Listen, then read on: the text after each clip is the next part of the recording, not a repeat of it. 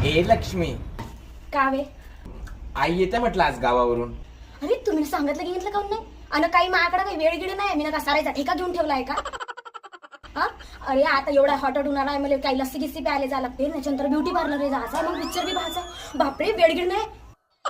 तुम्ही म्हणा तैले जर निघाले असन तर येऊ नका, जर आले असन तर वापस जा म्हणा. असं सांगू का? हो. आता फोन लावतो.